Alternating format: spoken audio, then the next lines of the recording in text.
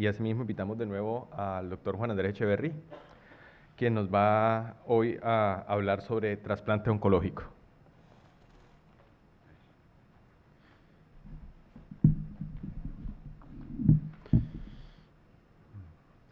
Bueno, yo creo que un poco el mensaje de esta charla es las conclusiones del doctor Tarazona, que la idea es siempre ir hacia el tratamiento multidisciplinar y la cooperación entre grupos, que es lo que vamos a ver ahora en esta charla de trasplante oncológico. Y para empezar, si hablamos de uno más o menos siempre cuando se dedica al trasplante de la hepatobiliar, a pesar de que hay muchas cosas que se correlacionan y se complementan de las dos técnicas, uno siempre tiende a ver las prácticas como dos cosas distintas. Entonces vamos a hacer un paralelismo entre el cirujano de trasplante y la cirugía oncológica. El cirujano de trasplante se injerta, tiene que afrontar trasplantes con injerto completo, injerto parcial, reconstrucciones vasculares complejas. Lo mismo lo tenemos en la cirugía oncológica, hepatectomías, resesiones pancreáticas o hepáticas con reconstrucción compleja. Luego estamos acostumbrados a manejar pacientes en el mundo del trasplante inmunosuprimidos, llegan con sarcopenia al trasplante y demás. Lo mismo lo tenemos en la oncología, pacientes que vienen con quimioterapia, debilitados y que en la postresección van a necesitar más quimioterapia. Todo esto nos afecta los outcomes. Luego el manejo multidisciplinar, todo paciente en el ámbito del trasplante no depende de un solo servicio, depende de 5 o 6 más servicios, y lo mismo tenemos en la cirugía oncológica, que como hemos visto en las charlas de esta mañana, vamos hacia la medicina de precisión. Entonces, si vemos la casuística de los tumores en los que nosotros estamos acostumbrados a trabajar, es bastante sombrío el panorama. Pues lo pasa con el páncreas, el colangiocarcinoma y demás. Pero luego si tenemos el modelo del hepatocarcinoma, que desde que se crearon los criterios de Milán, pocos tratamientos oncológicos tienen el éxito que tenemos nosotros en el trasplante con pacientes con hepatocarcinoma. No solamente tratamos la enfermedad subyacente, sino que tratamos el tumor con una supervivencia del 75 al 80% a bastantes años. Uno de los problemas que tenemos, como en todos los países, la escasez de órganos. Estos son datos de la ONT en España. Cada año hacemos más trasplantes, pero también se va aumentando ese gap entre el número de trasplantes y el número de donantes que tenemos. Y aunque es verdad que hay factores a expandir criterios en cáncer, es una cosa en la cual tenemos que trabajar. En cuanto a los factores a favor, la técnica quirúrgica del trasplante ha mejorado mucho en los últimos años, con una mortalidad alrededor del 5% y supervivencias más o menos del 90% a un año en general. El pool de donantes ha ido aumentando, los donantes en parada cardíaca, el split, el donante vivo, donantes con criterios extendidos. Por otro lado, la inmunosupresión, los inhibidores del mTOR nos han permitido también hacer trasplante en pacientes oncológicos, minimizando ese riesgo de recurrencia.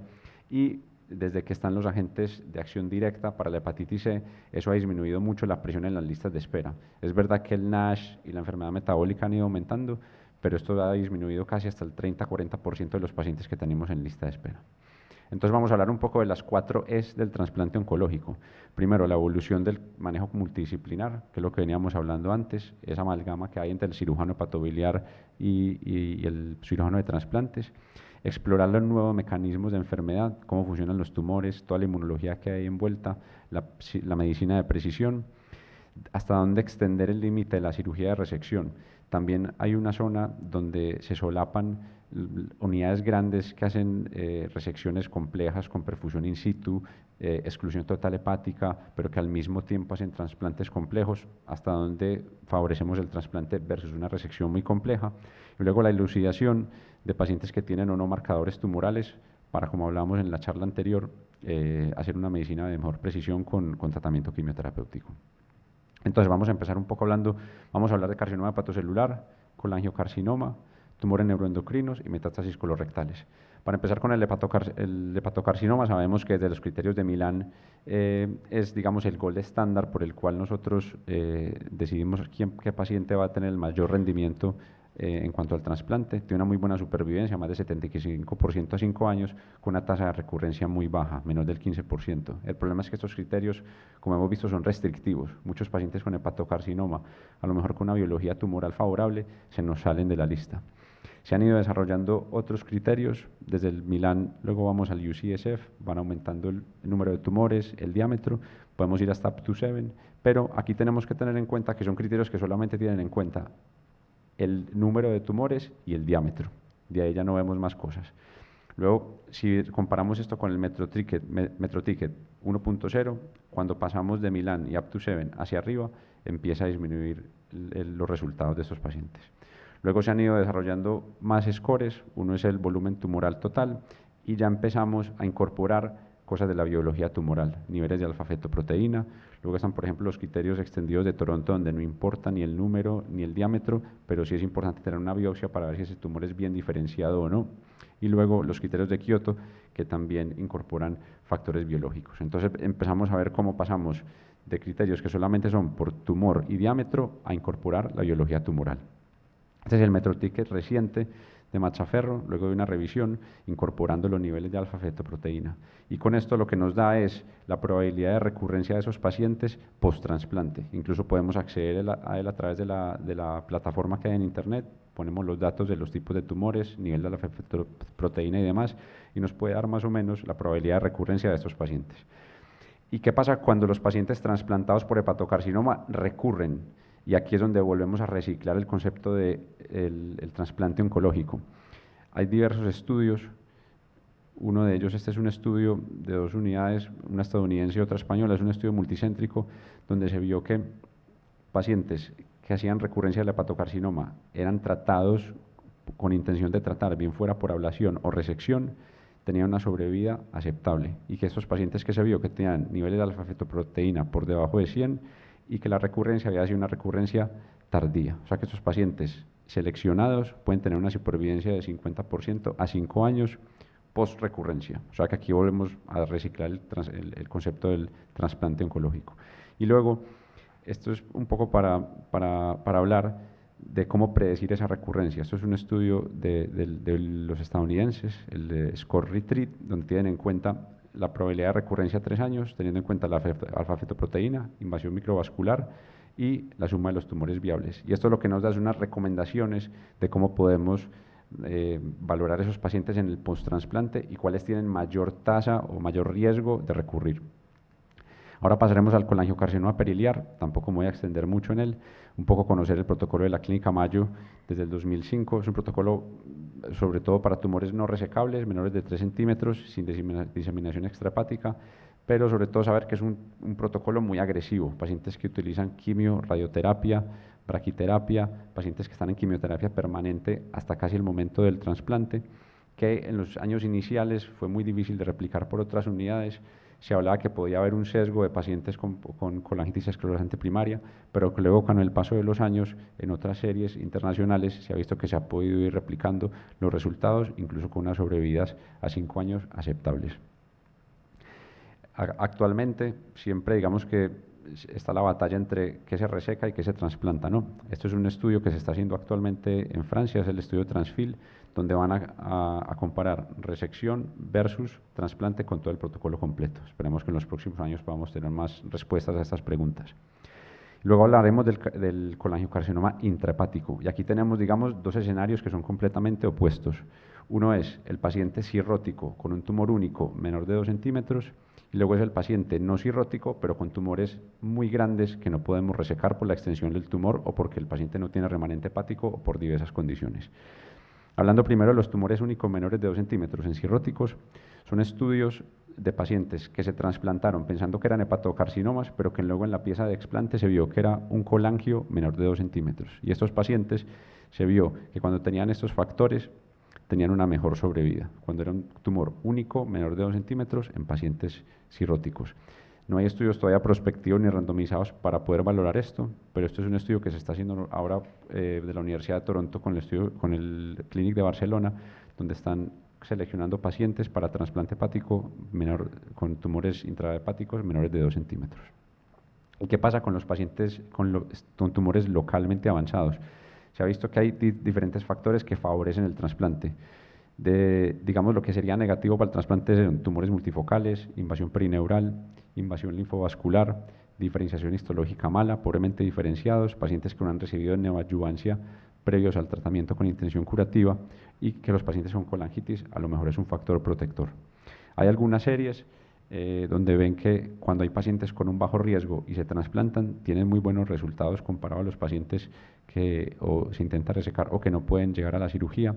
Y aquí, digamos, es un trabajo de Lunsford donde estudian 6 pacientes, es un estudio prospectivo de un centro único, pacientes que recibieron gemcitabina cisplatino previo al trasplante, son pacientes hiperseleccionados con los criterios que vimos anteriormente, requisito que la estabilidad de la enfermedad por 6 meses pretrasplante esté ahí, y luego vemos cómo tienen una sobrevida de 1, 3 y 5 años del 100, 83 y 83%. Esto también ha sido replicado en el estudio de Macmillan, donde ven que pacientes seleccionados tienen buenos resultados con este tipo de tumores con buena biología tumoral. Ahora pasaremos a las metástasis hepáticas de cáncer colorectal. Como hemos visto en la mañana de hoy, que el 50% de los pacientes desarrollan metástasis. La cirugía con intención curativa solo la logramos hacer hasta en el 30% de estos pacientes. Más o menos en cuanto a la sobrevida, a 5 años es del 10% con enfermedad metastásica, y pacientes que empiezan quimioterapia segunda línea desde el inicio, más o menos hasta el 10 o 12 meses nos pueden vivir. Entonces, esto digamos que en los 90 se intentaron hacer varios estudios, por mala selección de los pacientes fue muy mal y se dejó, pero luego los noruegos volvieron a retomar este tema, y en el 2006-2011 se hace el primer estudio, que es el SECA1. Hay que tener en cuenta que en Noruega tienen una situación muy especial, y es que tienen una tasa de donación muy por encima que el resto de los países europeos y del mundo entero. Dicen que más o menos un paciente está en lista de espera entre 1 y 2 meses como mucho. Entonces, este estudio es un paciente, hicieron 21 trasplantes de un total de 25 pacientes, y lo que vieron era que la sobrevida era de 1, 3 y 5 años, del 95, 68 y 60%. Muchos de estos pacientes recurren, pero a pesar de la recurrencia, viven en el tiempo. Estamos cronificando enfermedad para que vivan mucho más en el tiempo. Y en este primer estudio, digamos que era muy heterogéneo. Había tumores por encima de 5 centímetros, la cirugía colorectal, algunos habían sido antes de los 2 años, un índice, el CA por encima de 80, e incluso se trasplantaron pacientes que estaban progresando en la enfermedad, en este caso. Y digamos que aquí salen 2 scores muy importantes. Uno es el score de Oslo, que tiene en cuenta pues, el diámetro del tumor, si el paciente está progresando o no, el CEA y si la cirugía del primario fue hace más de 2 años o no. Y luego también se usa el score de Fong, que tiene más o menos un poco los mismos criterios para tener en cuenta. Luego tenemos el estudio SECA2, donde ya son pacientes hiperseleccionados, fue lo que aprendieron del primer estudio del SECA1. Son pacientes nuevamente todos con metástasis hepática no resecables, y aquí ya fueron un poco más juiciosos al aplicar los scores de Fong de Oslo y criterios RECIST radiológicos para los pacientes que no estuvieran progresando de enfermedad. Son criterios mucho más restrictivos, y vemos cómo consiguen una mucha mejor tasa de supervivencia de 183-83 a 1, 3 y 5 años. Y nuevamente, la gran mayoría de estos pacientes recurren. La gran mayoría de las recurrencias son recurrencias pulmonares que se pueden operar, o sea que nuevamente vemos que en pacientes seleccionados cronificamos la enfermedad, viven más a pesar de que recurre su enfermedad. Y aquí llama la atención que al follow-up de 60 meses, 11 de 15 pacientes no había evidencia de enfermedad activa, pacientes que se habían operado y habían recibido tratamiento con intención curativa de su residuo. Entonces, haciendo un paralelismo entre el SECA1 y el SECA2, podemos ver que tanto el score de Oslo y de Fong, mucho menor en el SECA2, también el tumor de las lesiones, el tumor y el diámetro, y luego el CEA. También ellos, una cosa que han visto es que tiene que ver mucho la captación en los PET-TAC, y esto se guía mucho también algunas veces para ver si esos pacientes están progresando o no y si pueden ser candidatos al trasplante.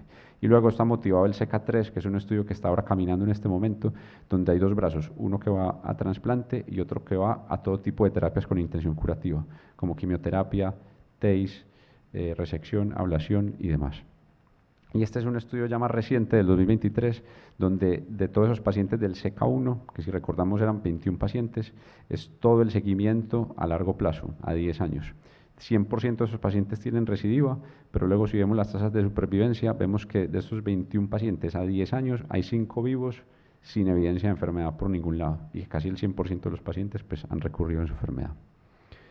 Y ya para terminar la parte de metástasis hepáticas de colorectal, esto se ha ido replicando en otras unidades. Esto es un estudio de Solheim y Toso, donde vemos que tanto siguiendo los scores de Fong y de Oslo, como los diámetros, el CEA, si el paciente está progresando o no antes del trasplante, si la cirugía del primario fue hace más de 2 años, y los scores de Oslo y Fong pues predicen y nos ayudan a seleccionar estos pacientes para el trasplante.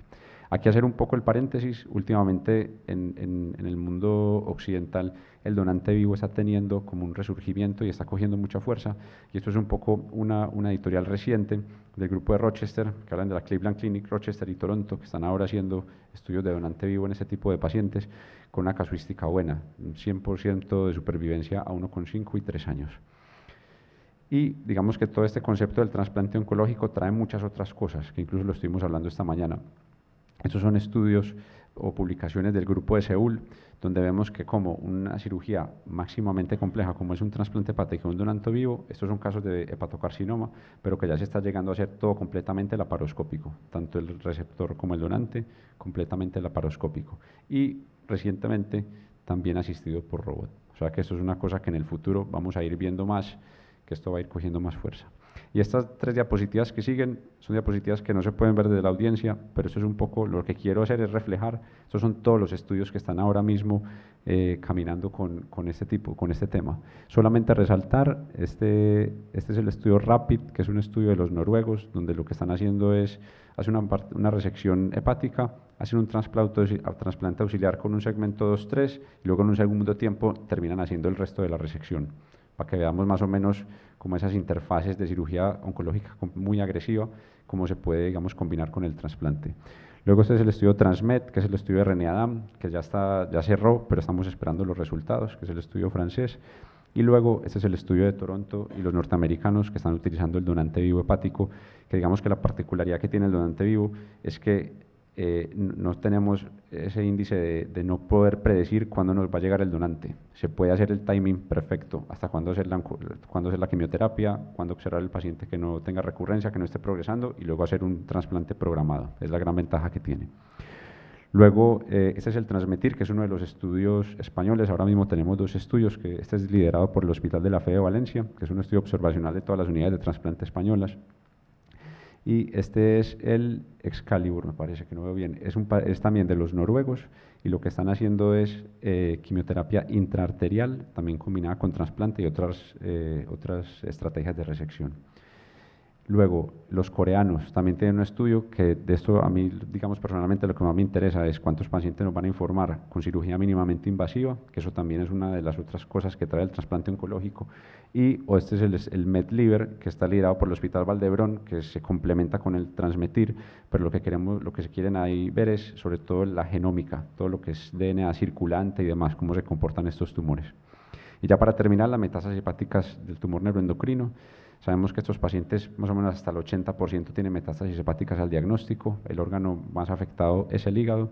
Solamente en el 10 a 25% logramos una resección R0, y que incluso pacientes con una carga tumoral muy alta, si conseguimos hacer un debulking mayor del 90%, aumenta la sobrevida.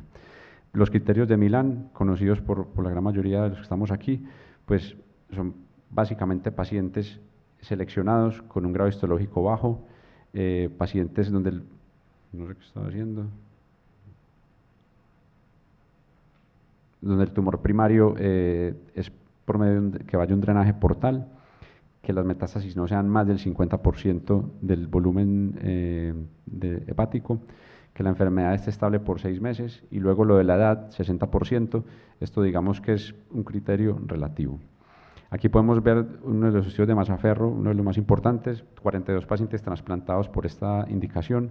Vemos cómo mejora la supervivencia con tasas bastante buenas de 97 y 89% a 5 y 10 años, y pacientes que no se pudieron trasplantar, como hay una gran diferencia. Esto, digamos, eso es una revisión sistemática de 1100 casos, donde se ha visto que se ha podido, digamos, replicar esto en otras partes, y sí se ve que es una tasa de recurrencia del 30 al 57%, pero que a pesar de eso son pacientes que aumentamos la sobrevida. Estos son los criterios de unos que adaptaron, digamos, los criterios de Mazzaferro, pero que luego radiológicamente modificaron un poco los criterios, incluso con la edad de 60, que es un poco relativo.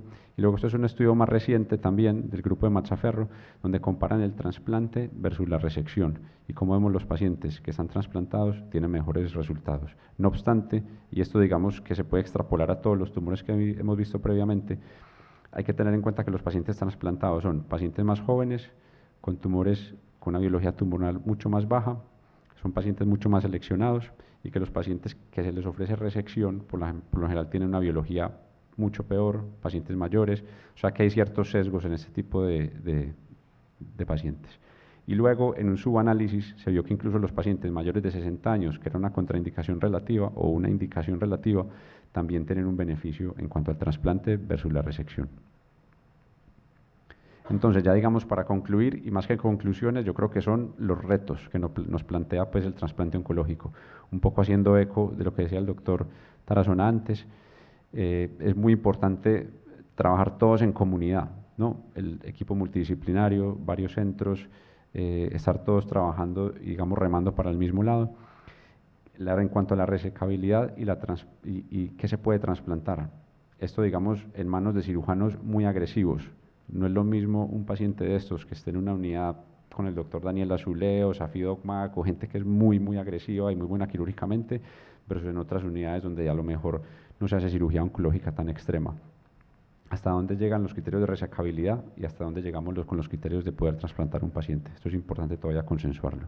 Hay que ir progresando con cautela, a pesar de que parece que los resultados son buenos, hay que seguir seleccionando bien los pacientes, tener cautela, definir la supervivencia. Los expertos definen ahora que para no ser un trasplante fútil en estos pacientes, más o menos 60% a 5 años es lo que tenemos que tener en cuenta. No tener el trasplante hepático como último recurso en el tratamiento oncológico, sino como un recurso más dentro del armamentarium oncológico que tenemos. Hay muchas incógnitas. ¿Cómo vamos a manejar estos pacientes en la lista de espera? No todos los países pueden tener esa presión en las listas de espera y no todas las ciudades lo pueden hacer. Y luego tener en cuenta el doble equilibrio, sobre todo para el donante vivo. No poner en riesgo donantes si vamos a hacer un trasplante fútil. Muchas gracias.